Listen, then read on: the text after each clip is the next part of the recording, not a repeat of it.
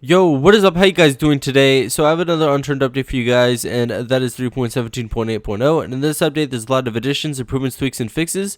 So let's go ahead and get right into it. Now, the first thing on the additions list is the new earpiece. Now, this new earpiece will act just like a radio, except this time it's actually a cosmetic type item instead of it having to be, held in your hand at all times, so you wouldn't be able to hold your weapons. But yeah, basically you guys can use this for long distance communication with your friends as long as they have an earpiece as well. I currently don't know if it actually connects with the radio or anything like that, but I'm pretty sure. Just make sure your friend has an earpiece as well. It may work with the radio. I haven't tried it out yet. Currently, I do not know if this actually does work in game yet. Like the radio didn't work at first. I don't even know if you could use it for communication at this point. That's mainly because I was unable to test it with anybody. But if you guys have tested it, then you guys already know. And if you guys have tested it, please comment down below saying exactly what it does, and I'll make sure to do a test later on and confirm it on Twitter or something, that you guys can actually use this for communication. The next thing on the additions list is all about the DevKit. So DevKit now has added save window, object inspector, and an asset browser. It also has base functionality to DevKit selection/transform tool and DevKit undo/redo transactions windows. Now, if you guys didn't know already, you guys can open up the admin console. Now, to open that, you guys would press the little tilde key, which is the squiggly line on one of your keys right under the escape button. Now, some of you guys' keyboards may be a little bit different, but just look for the little squiggly line on your keyboard, and then once you press it, it will load up this menu. Now, currently, I do have a few of these windows open, but let's go ahead and go in order from what we said earlier.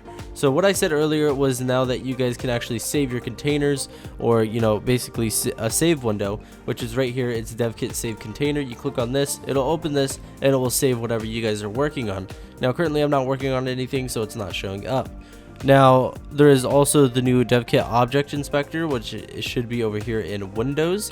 Now it's in the inspector window right here, I am pretty sure.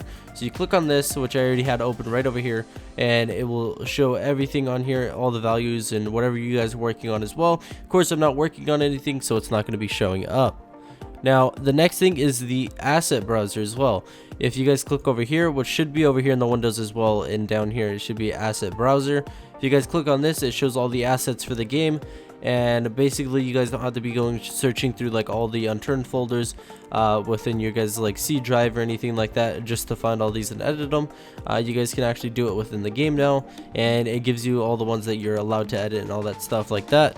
Anyways, there is also now a new DevKit selection/transform tool, like I said earlier, which should be over here in Windows, and you guys click over here and it says selection tool, and then there's terrain tool as well. So you guys can click that.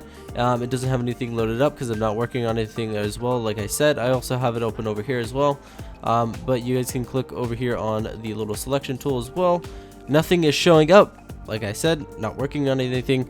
And then there is also a little transactions window as well. If you guys click right here, it'll say undo redo. There's also, if you click over here and edit, there's also undo and redo as well.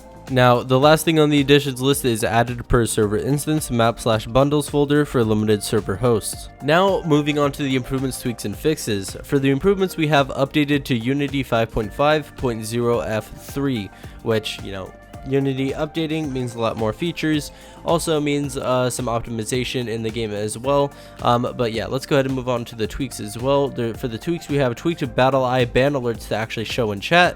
So basically, let's go ahead and turn our HUD on, and if you guys go in chat, it'll show up right over here whenever somebody gets banned on the server. I don't currently know if it shows global bans, anybody being banned in any server, it would show them on here, but at least just know that it will show if anybody gets banned from your server at all. But yeah, if you guys know any other information about this, make sure to comment down below as well. There is also tweaked transparent object sorting to change based on water and camera position. Tweak scope recoil reduction lower. Now, what it means by tweaked transparent object sorting to change based on water and camera position. Now, basically, if you guys have any windows or glass in your base, and you guys are have any underwater bases or anything like that, it's now a lot harder to actually see the windows from above water.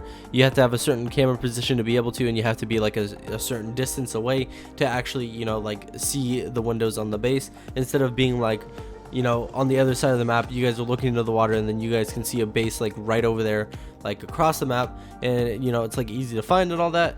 Now it's a little bit harder, you know, the transparency is not that easy to find anymore. And for the fixes, we have fixed potential issue when checking for gold ownership with Steam, fixing exiting editor window while dragging or resizing, fixed not to render motion vectors for intersect highlight materials, added terminal argument to key/value parsers to cover all C# built-in types, cleaned up field/property delta undo/redo, code and performance, cleaned up translation metadata reading, and cleaned up key value file reading/writing code. Now we have some more information at the bottom of the update post. Now it says for BattlEye, this week we're up to 8,600 bans, 1,200 more than last week, so it looks like these cheaters are starting to give up. Now, if you guys are getting unsupported modules, BattlEye Kick, you'll need to remove any folders other than framework and unturned from your unturned/modules directory. In the future, as modules become more stable, I'll likely open up to signing popular ones so that they are compatible with BattlEye. There's also some more information talking about the DevKit, and that is everything is slowly coming together. Probably the biggest inheritance chain item gun asset is now converted to use the new systems.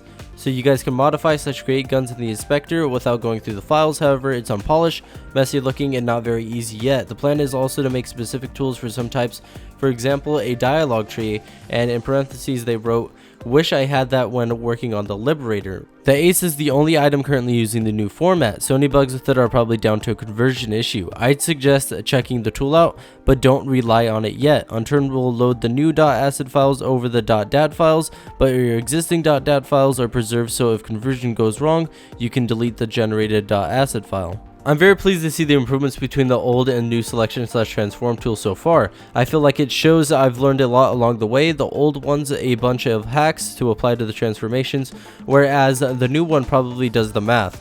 You guys can also snap when dragging on a plane with the new one, while the old one would lock it to the 3D grid. When rotating, it's now based on your mouse movements along the circle tangent. Even when the circle plane is perpendicular to the viewpoint, there's also a visualization of your snapping intervals and console commands to adjust the handle sensitivity and size on your screen. Now there's some more information about the Unity update. Now Nelson wrote, the most visible change in this upgrade should be that those cases on huge maps where the shadows could flicker should hopefully be toned down or gone thanks to the new higher precision shadow depth buffer. Now, I already talked about the whole water sorting thing. By default, in Unity, transparent objects are sorted by distance to your viewpoint. So with water being so big, usually the transparent meshes underwater were considered closer and drawn first. Now, Unturned keeps track of the most transparent materials and splits them based on which side of the water they are on. Anyways, that is about it for this Unturned video. So if you guys enjoyed, please leave a like, comment, and subscribe down below. Thank you guys for watching, and I'll see you guys later.